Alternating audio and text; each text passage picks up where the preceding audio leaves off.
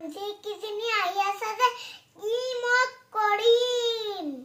ইমান মত মানে ভণ্টিজনী আহিম বুলি কৈছে কিয়নো আহিব লাগিব তাই ইমান ধুনীয়া মানুহ ঘৰ ইমান ধনী মানুহ ঘৰ বিয়া হৈছো তাই